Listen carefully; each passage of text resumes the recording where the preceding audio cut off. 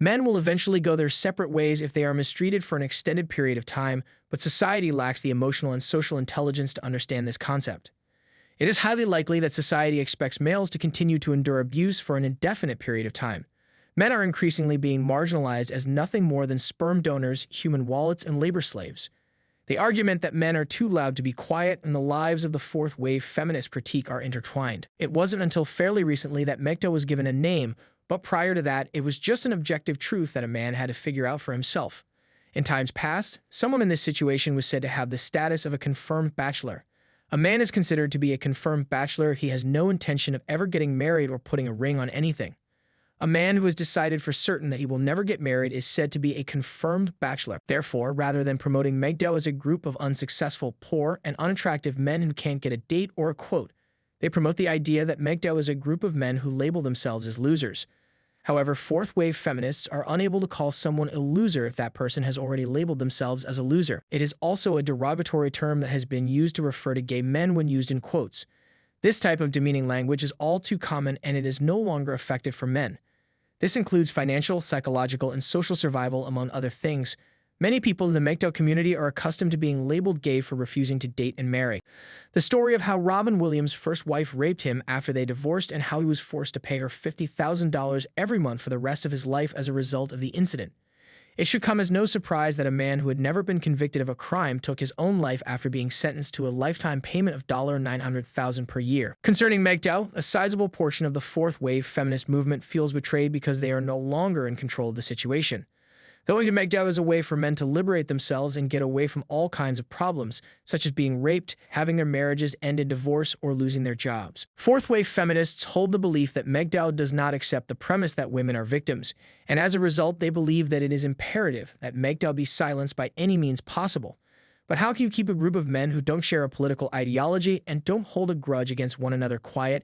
It is not centralized, and there is no one in charge. In addition to avoiding false accusations, men should steer clear of having intimate contacts with women. When you don't have to worry about being ruined by a woman, life becomes significantly less stressful and significantly more stable. According to men, avoiding women in the workplace is only the first step in the process. Why do you think politics is getting crazier than it has ever been and will soon be a profession that is dominated by women when men in Scandinavian countries keep themselves almost entirely apart from women? Because women are parasites that feed off of men. On the other hand, in fields that are dominated by women, women always seek power. This is exactly how it should be, and you can't really blame men for going their own way because you can't really blame men for going their own way. No more dinners with female coworkers, don't sit next to them on flights, and book hotel rooms on other floors to prevent one-on-one meetings. Indeed, hiring a woman in today's society is a risky proposition because what if she misunderstands something you said? If you've been single for 5 years like I have, you shouldn't be surprised if she tries anything at work similar to what I just described. You can simply reveal your sexual orientation to your coworkers or the human resources department at your place of employment, thereby humiliating yourself and portraying yourself as the greater victim. If they continue to harass you about it, you can threaten to take your case to the media. A man who is set on going his own way does not look down on women because of this determination. MGToW is not a novel idea. Men are not inherently programmed to provide for and protect women simply because the term MGToW is currently fashionable. When women accuse men of being misogynists because the men choose to go their own way, they are projecting and implying that they hold contempt for them before realizing that it is the men who hold contempt for them. Either that, or they are too stupid to realize that men and women are not the same and that we do not have the same stupid grudges and feelings toward one another. On the other hand, women do not experience fear when they are around men. They are confident that the vast majority of men will defend them from the malicious people they are familiar with. They can treat men poorly and insult them as much as they want, but the majority of men will still risk their lives to save them if they are in danger. There is a correlation between a man's wealth and social status and the likelihood that he will be falsely accused. There have been no strikes, demonstrations, calls for men to have purple hair, or requests that they adhere to our beliefs in MGToW. The idea that you should be free to pursue any course of action that you choose is central to our philosophy. We do not place a sufficient amount of emphasis on women's resources. Because feminism is now so obvious, even younger male generations are picking up on it faster, and the red pilling process is starting sooner than it ever has before. Young guys are now going their own way. This is a direct result of the increased visibility of feminism.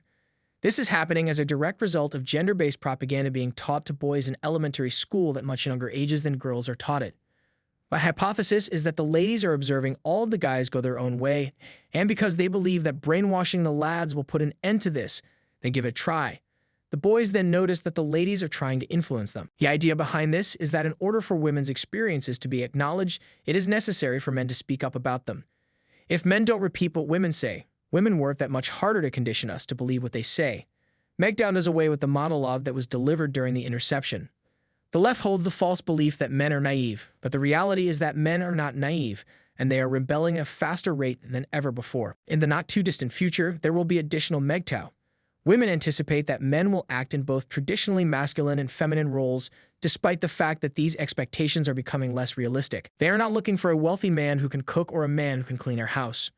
However, it is also possible for this person to be a constructor who is also an artist, a powerful leader who is also a passive follower who is always willing to lend a shoulder to weep on, but who isn't emotionally focused on a career, but rather on the needs of their family. After taking the red pill and learning the truth about female nature, you can never go back to being a wandering feminist with a growing waistline.